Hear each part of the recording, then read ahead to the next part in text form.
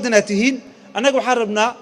inaad shacaarkiina ka dhigatiin adiga waxaa tahay muslim amriiki soomaali saas kala xataa tartiibka saas ahaato muslimaad tahay amriiki waddankaaga yaa noqday soomaalina asalkaaga ah saasna u jimcisaan anaga saas adana muslim british somali anana akhir asiyo waa sheekh umad wax badan ka anfacay masalooyinka diiniga ah wax badan u qabto umada mar walbana dadka su'aalo weydiiyaan marka sheekhana ilaahay waxa ugu bareynaa inuu ilaahay dambigiisa dhaafo laakiin ma qaldamo waa ilaah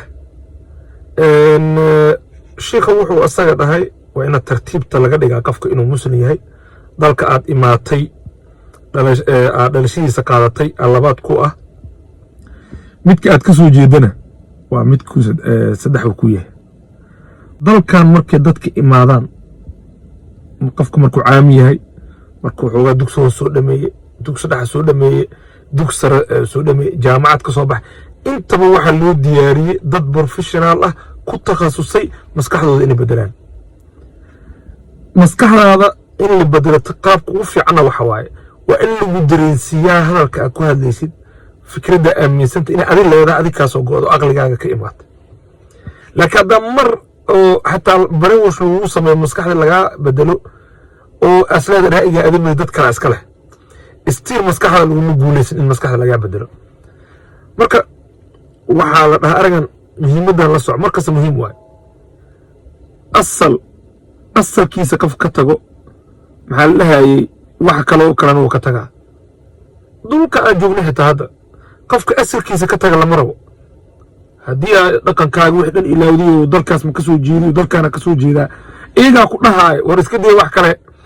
haddii aa dhahday aniga dalkaana ka soo jeedaa imaado yurubtaana ka soo jeeda ingiriis maraykan whatever norway meesha rabto sheeg iyagaa waxay ku dhahan waa ognahay laakiin asal intay ka soo jeedaa adi xitaa haddaa boqolkiiba boqol carruurtaada ka dhaadhicisid adina iska dhaadhicisid istiin su-aasha waxaa kuu tala inta ka imaata marka sheekhaana ilaah kharaasi waxa kaloo ka hoos baxdaan kuu sheegaan wadamo badanaa ogolaaday in qofka ay haystaan laba dhalasho xitaa si normal soo qaabka u fikira haddii loo fikiro laba dhalasho ee dalalka haystaan oo dalal badan ogolaadeen ma kan asalka la hormarsanaa mase kan dambe oo faraca ah oo gadaal dambe kaa raacay adiga waxaa tahay asalkaaga soomaali muslimada number one inaad tahay qofkii dood ka qabaa si dhibaysaa qof wax ka qaldan yahay waay muslimada number one waay laakiin waxa kaloo su-aal meesha taala ah labaad ma waxaa kuwa asalkaaga mise dalka ah imaato oo ku sii dhalashada waa lagu siiyey midna waa u dhalatay marka aqliyan cilmi iyo wax walba waxay sheegaysaa asalkaagaa tahay marka islaamnimada laga soo tago labaad waxa kuwa asalkaaga saddexaadna dalkaas maadaama laba dhalasho la ogolyahay labada dalba saas u sheegi kartaa mar walba oo aniga wax la weydiiyo dalka ka soo jeedaa asalkaaga marka la weydiiyo waxa dhaa may hadda asal maaha haddaa ahay weli waa ahay inta waraaqadaha haystaa sharcigaa iyo shuruucda niitaala iyo ogolaada inaad dalkan qaado laakiin miihi mana rabin inaa noqdo laakiin wixii qof kastoo muwaadin dalkan joogo oo sameynaya waa sameynaa waxa u noolaanaa qof dalkan leh camal u noolaanaa marka noola imaato laakiin ma tahay marka imaato dareen waay dareenkaagay ku xiran tahay iyo waxaad dareemaysa iyo sidaa noqonaysa soomaali maa tahay qalbigaaga kulli haa soomaaliyaan aniga laakiin haddii maata british maa tahay ama norweji maa tahay ama hollandays maa tahay haa waxa haafaafaa tahay marka sheekhana taas waa ku diidanahay of course ra'yigiisa xuruu yahay ma dhahay maskaxa dadka laga dhaqa laakiin wadamadan yurub ama western kala dhahay waxay khatar ku yihiin in maskaxda dadka la bedelo in dalka waxa sistemka loo sameeyaa waxay tahaba in la soo saaro dad isku dhadhow oo kala fogeyn fikradooda taas waa xisbiyada arkaysa ma kala foga fikradaha ma kala foga haddii oo xisbigan xisbi kala qabsado wax ma dareemaysa hadalkiina ku fulaynin sheekhana waxaan jawaab ugu dhigaa waxay tahay ilaahay khayr ha siiyo بوس وجهه مجوجي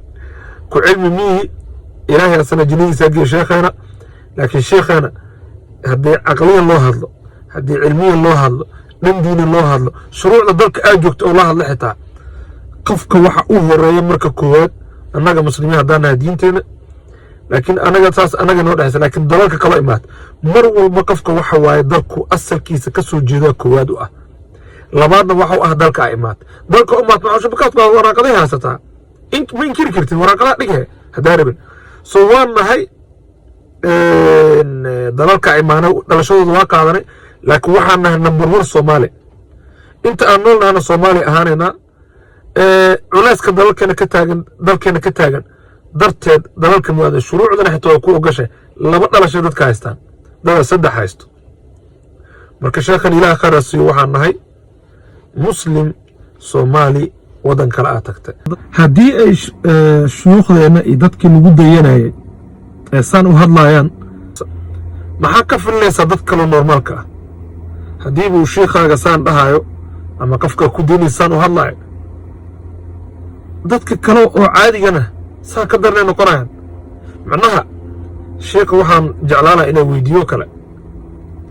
ma waxaad rabtaa in lagu milmo dalal kale imaado waa ka hadiiba oo asalkaagii kan ka hormarisa wax waa laga badan yahay biyo ku badan way ku qaadaan saas darteedna waxay u dhigmaysaa inaad ula jeedid in dadkan lagu dhex milmeeta because way ka badan yihiin واحد دبكو دغا ku cilaa waxa tina asal kama soo jeed meeshan war dhaqankay war afkeena laakiin hadii uu ka horeeyo dalkan ay maanta ka hor kay horo laqad u baaride dhaqan u baarid diintana uu ku xigtaa markaas shakana ma ku jiro badana dad waa aragna dad badan oo ku dhaxmay dadkan marka taadaaba ka in lagu sheego muhiim ah nin saaxiibka wuxuu dhigi jiray ku soo qatimay aniga waraaqadaha dalkan ka ahay laakiin mihi aniga marka waraaqad ahaan dalkaas waa tahay laakiin asalkaaga iyo dhalashadaada waa Soomaali ilaahay dan barakay dhameentay barakallahu fiikum assalaamu alaykum wa rahmatullahi wa barakaatuh